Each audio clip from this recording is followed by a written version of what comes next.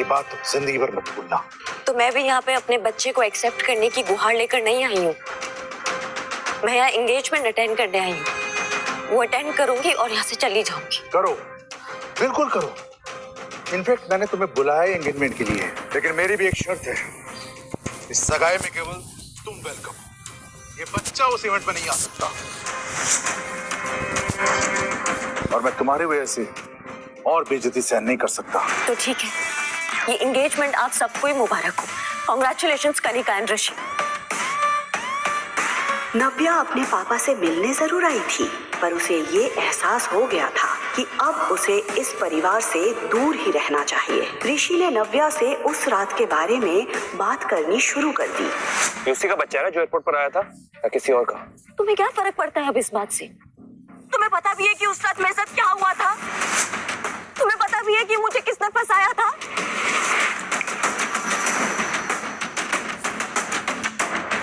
बोलो क्या हुआ था उस रात? नव्या ने मन बना लिया था कि वो सारी सच्चाई ऋषि को बता देगी। बोलो नव्या। उस रात हे बेबी। ये आवाज सुनते ही नव्या ने खुद को सच बताने से रोक लिया।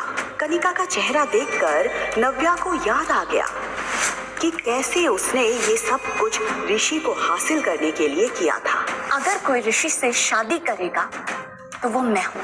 कनिका की चाल नव्या समझ चुकी थी। वो जानती थी कि कनिका ने ऋषि को अपने प्यार में अंधा कर दिया है, इसलिए वो चाहे कितनी बार भी सच बोलने की कोशिश कर ले, ऋषि उस पर कभी भरोसा नहीं करेगा। बिल्कुल सही टाइम पे आई हो कनिका, हमेशा की तरह। नव्या, तुम अपनी बहन से ऐसे कैसे बात कर सकती हो? वो आई है सही वक्त पर। जो तुम चली गई थी वही थी मेरे साथ। जो तुमने तोड़ दिया था उसी ने जोड़ा। तुम्हें उसे थैंक्स कहना चाहिए। करेक्ट, मुझे कनिका को थैंक्स बोलना चाहिए और मैं थैंक्स बोलूंगी। Thank you so much Kanika for everything. और अब मुझे नहीं लगता कि तुम्हें मुझसे कोई सवाल करना चाहिए। आप दोनों की सगाई हो रही है ना, तो आप दोनों खुश रहिए and please for God sake leave me alone. देखा इसका एटीट्यूड। बेबी छोड़ो ना, हम अपने एंगेजमेंट में ध्यान देते हैं ना। वैसे भी इनका ध्यान रखने के लिए पापा काफी है। उन्होंने डेफिनेटली इनके बारे में कुछ सोचा होगा, है ना? इस नाजायज औलाद को तुम्हारी मेरे पास लाने की हिम्मत कैसे हुई? कि मेरा ग्रैंडसन नहीं है और ना ही कभी हो सकता है। सगाई में केवल तुम वेलकम हो। ये बच्चा उस इवेंट में नहीं आ सकता। मम्मा, नानी नहीं चाहते हैं ना दोनों पार्टी में आओ? मेरा बच्चा। उसकी उम्र भले ही कम थी, लेकिन उसे ये तो समझ आ ही गया था कि उसे यहाँ पर दादी के अलावा और कोई भी पसंद नहीं कर रहा था। उसकी ये फीलिंग देखकर नव्या के दिल के टुकड़े हो गए थे। क्या कभी ऐसा हुआ है कि मम्मा अपने बच्चे के बिना किसी पार्टी में गई हो? नानू थोड़ा गुस्से में थी ना, इसलिए उन्होंने ऐसे कह दिया। लेकिन तुम हमेशा एक बात ध्यान रखना, मम्मा कहीं भी जाएगी अपने बच्चे के साथ जाएगी। चॉकलेट? नव्या ने आरव को तो बहला दिया था, लेकिन उसके मन में अभी भी उथल पुथल मची हुई थी। एक तरफ उसे अपने परिवार की नफरत झेलनी थी और दूसरी तरफ उसे आरव के कोमल मन का ध्यान भी रखना था। बस जल्दी से ये 1-2 दिन निकल जाए, फिर मैं अपने बच्चे को लेके अपनी दुनिया में चली जाऊंगी।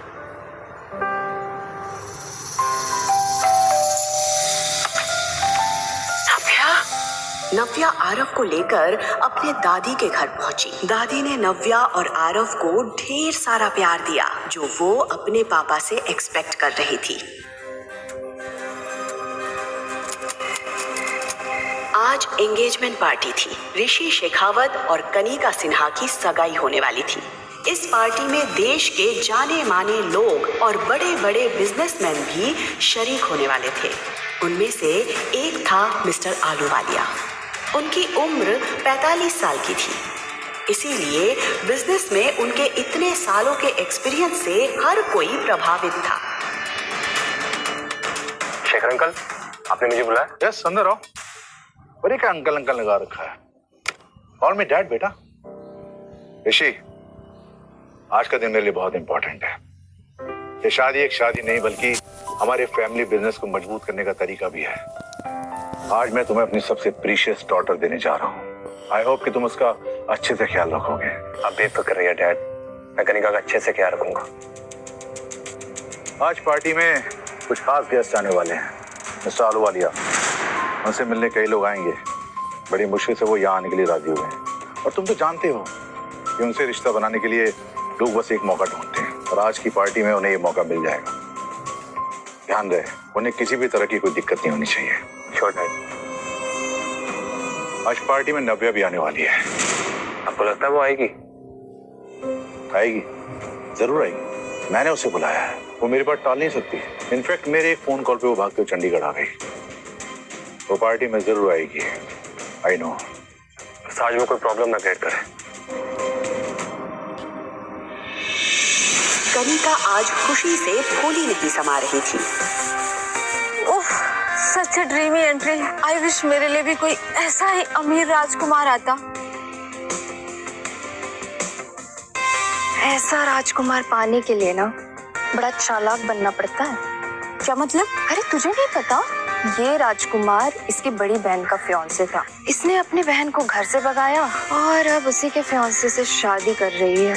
अरे हाँ, सालों हो गए नव्या को देखे हुए। इस सिन्हा परिवार ने न जाने कहाँ गायब कर दिया उसे। अरे मैंने तो सुना था 6 साल पहले नव्या और ऋषि की शादी होने वाली थी, फिर अचानक क्या हो गया? कहाँ चली गई? ये शिखा ने भी तो वैसा ही किया था। शादीशुदा मिस्टर सिन्हा को उनकी वाइफ से दूर करके खुद उनसे शादी कर ली थी। क्या पता इसकी बेटी कनिका ने भी बेचारी नव्या के साथ वैसा ही कुछ किया हो। आज अगर वो होती, इस कनिका की तरफ कोई देखता भी नहीं। उसकी पर्सनैलिटी के आगे कनिका कभी दिखाई नहीं दी, इसीलिए तो जलती है कनिका अपनी बड़ी बहन से। नव्या का तो और ही कुछ अलग है। मेहमानों के बीच कनिका और नव्या को लेकर कंपैरिजन की बातें हो रही थी। अरे मिस्टर सिन्हा, आपकी बड़ी बेटी दिखाई नहीं दे रही, कहाँ है वो? जहाँ तक मुझे याद है, ये ऋषि शेखावत वही है ना जिसके साथ आपकी बड़ी बेटी की शादी होने वाली थी? ये बात जोर से उठते ही सन्नाटा छा गया था। मेहमानों के बीच हो रही बातों से शेखर का खून खौल रहा था कि तभी नव्या के आते ही सिन्हा परिवार के होश उड़ जाते हैं। शेखर के बार बार मना करने के बाद भी नव्या आरव को एंगेजमेंट पार्टी में लेकर आई थी। शेखर तिलमिलाकर नव्या की ओर जाता है। तुम यहाँ इस लड़के के साथ क्या कर रही हो? तुम जानबूझ के अपनी बहन की सगाई खराब कर रही हो ना? इस लड़के का नाम आरव है पापा, और आरव मेरा बेटा है। और वैसे भी पापा, आपने मुझे बैंगलोर से सगाई अटेंड करने के लिए बुलाया ना, सो आई एम हियर।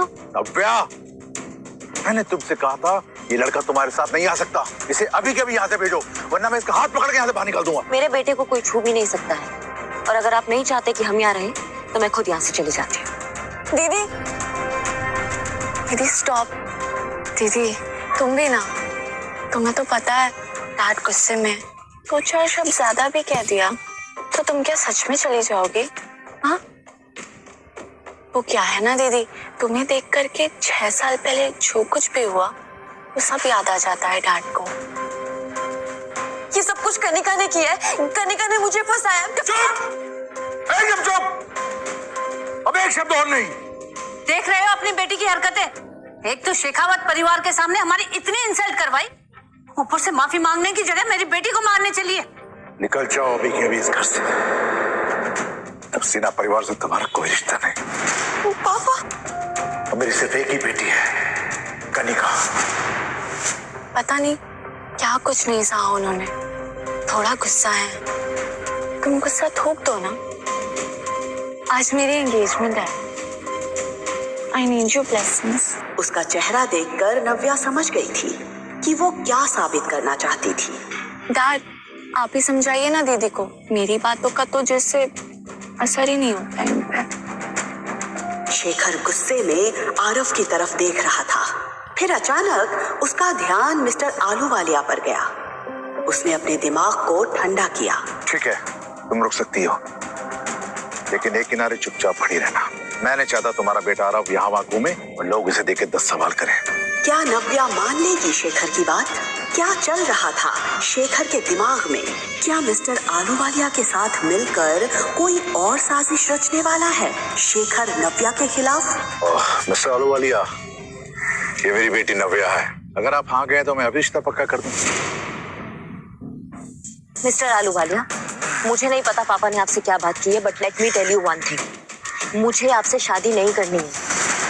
अगर आपको ऐसा लग रहा है कि मैं एक सिंगल मदर हूँ या आरव मेरी वीकनेस है इसलिए मैं आपसे शादी कर लूंगी, तो आप बिल्कुल गलत सोच रहे हैं। आरव मेरी वीकनेस नहीं है, वो मेरी स्ट्रेंथ है, और उसकी परवरिश करने के लिए मुझे किसी की जरूरत नहीं है।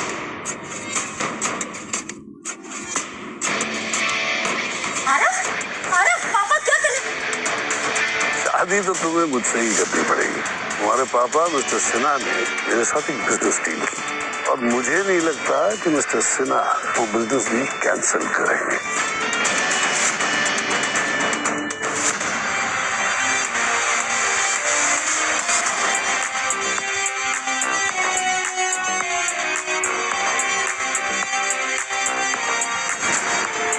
मिस्टर आलूवालिया, लगता है वो अपनी हरकतों से बाज नहीं आए।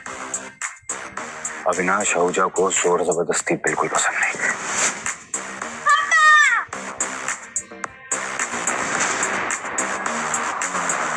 क्या नया मोड़ लाएगी ये पार्टी नव्या की जिंदगी में?